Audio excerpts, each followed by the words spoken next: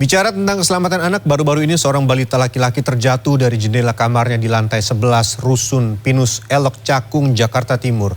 Korban terjatuh saat berebut ponsel dengan kakaknya di dalam rumah. Lantas bagaimana cara meningkatkan keamanan ketika tinggal di bangunan tinggi, terutama bagi anak-anak?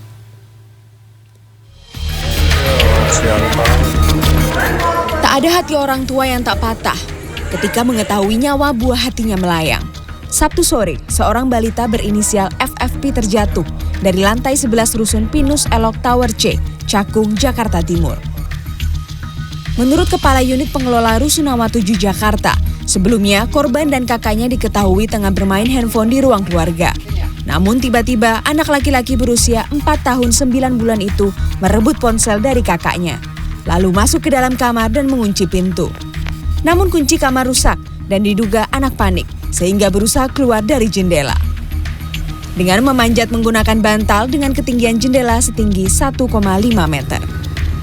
15.55 anggota kami di lapangan, namanya Akbar, beliau sebagai anggota security kebetulan sedang bertugas, tiba-tiba mendengar suara gedebuk di sekiranya sampah. Setelah beliau cek ke TKP, tiba-tiba anak diduga jatuh dari atas. Pasca kejadian, hanya mereka yang berkepentingan atau memiliki unit di Rusunawa lah yang bisa masuk ke dalam area Rusunawa. Namun dari sini saya bisa melihat dan juga menggambarkan bahwasannya kalau dari segi konstruksi bangunan, sebenarnya Rusunawa ini sudah cukup aman. Bisa dilihat dari area tangga darurat maupun balkon-balkon yang ada di setiap lantai ini sudah ditambah atau juga difasilitasi dengan adanya tralis pengaman. Namun yang di sini perlu menjadi perhatian adalah nampaknya tidak ada pengamanan yang cukup baik di area jendela. Nah, inilah yang menjadi titik lengah dan juga TKP FFP jatuh dari lantai 11 Rusunawa ini. Kasus ini kemudian ditangani oleh Polsek Cakung yang langsung melakukan olah tempat kejadian perkara pada Sabtu sore. Diketahui korban jatuh di area halaman Rusunawa alami luka parah di bagian kepala dan tewas di tempat. Keluar dari jendela, manjat, dan saya nggak tahu nih, belum tahu apa dia melompat atau memang dia sekedar main di jendela, akhirnya jatuh ke bawah dari lantai 11. Sampai hari ini keluarga korban masih syok dan dirundung duka sehingga urung memberikan pernyataan.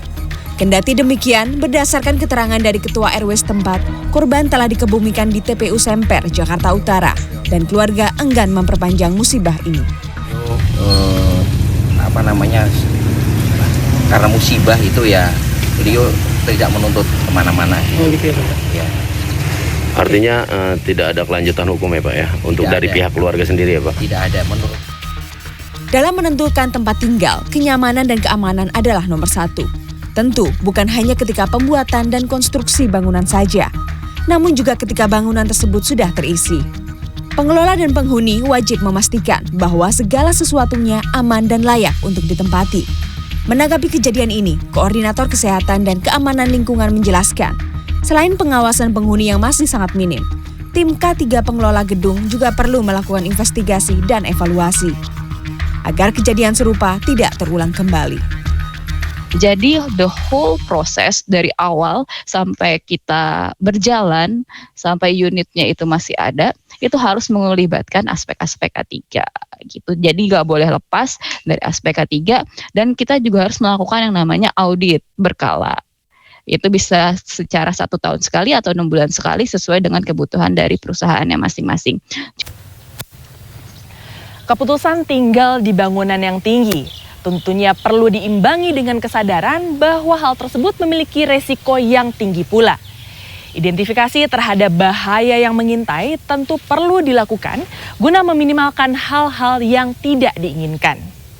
Kepergian FFP menjadi pengingat bahwa pengawasan orang tua dan orang dewasa lah yang menjadi kunci agar dapat meningkatkan keamanan utamanya di lingkup tempat tinggal.